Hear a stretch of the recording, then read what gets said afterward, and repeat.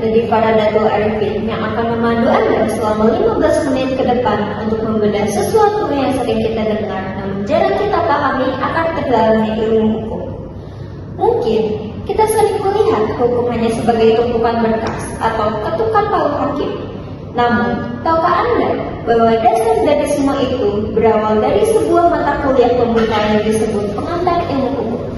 Untuk membedah bagaimana sejarah dan esensi hukum ini bekerja di masyarakat, tim kami sudah menyebar di beberapa lokasi strategis. Kita langsung bergabung dengan rekan Saiful yang sudah memantau dari pelataran Fakultas Hukum. Saiful, bagaimana sebenarnya sejarah awal mula istilah ini masuk ke Indonesia? Baik, terima kasih Nadifa dan selamat siang para pemirsa semuanya dimanapun pemirsa berada. Jika kita menarik waktu ke belakang, pengantar ilmu hukum atau hukum bukanlah asli dari bahasa kita, melainkan ini merupakan istilah dari bahasa Belanda, yaitu invading to the Rechtswetenschaft. Sesuai nama mata kuliah pengantar ilmu hukum yang menjadi gerbang utama atau pendahulu bagi siapapun yang mempunyai keinginan untuk mendalami secara komprehensif atau secara keseluruhan. Namun pemirsa, ada hal yang menarik di sini. Mendefinisikan hukum ternyata menjadi tantangan tersendiri. Bahkan filsuf kenamaan yaitu Immanuel Kant pernah menyatakan bahwasannya hukum itu sebenarnya tidak dapat didefinisikan. Namun pakar lain coba memberi batasan. Salah satunya Van Aveno yang melihat hukum sebagai gejala sosial yang melekat pada kebudayaan manusia setara dengan agama dan adat istiadat.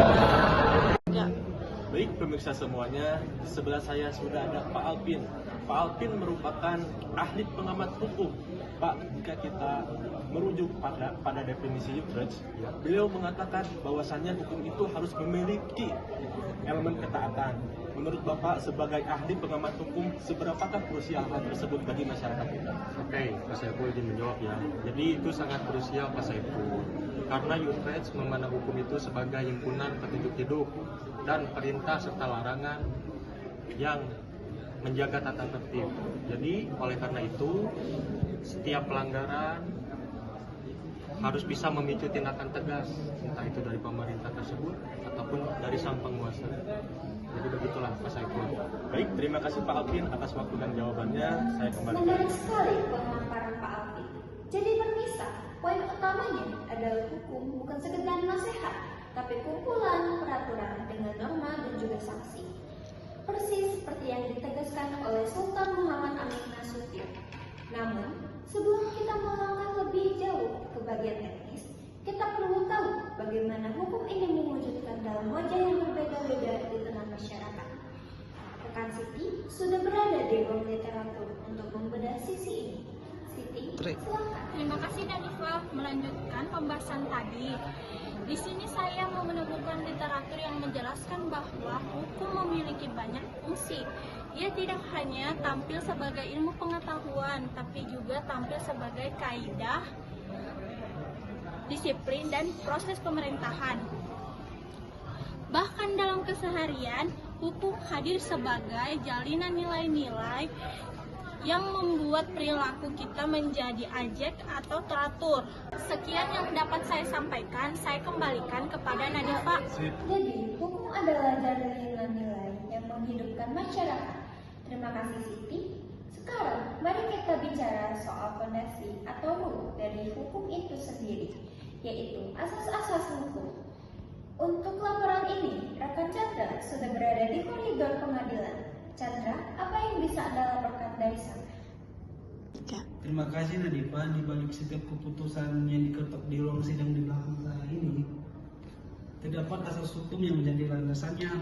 Secara garis besar, asas hukum itu dibagi menjadi dua kelompok utama, yaitu umum dan khusus. Asas hukum umum itu berlaku untuk seluruh bidang hukum tanpa terkecuali gitu. Salah satu contohnya itu res judicium integrum, yang bermakna bahwa norma hukum diperlukan agar tatanan masyarakat yang terganggu dikembalikan dalam keadaan semula.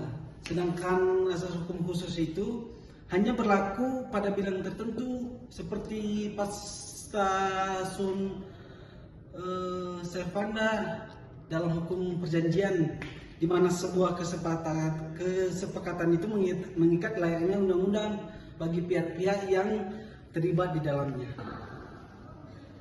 Laporan komprehensif dari rekan-rekan di lapangan tadi memberikan kita perspektif baru bahwa hukum bukan hanya teks yang mati, melainkan sistem yang dinamis untuk menjaga keadilan, mulai dari sejarahnya sebagai leading to the Rechtswetenschaft sehingga penerapannya dalam asas-asas konkret di pengadilan. Demikian laporan khusus telusur justisia untuk siang hari ini. Saya, Nadifa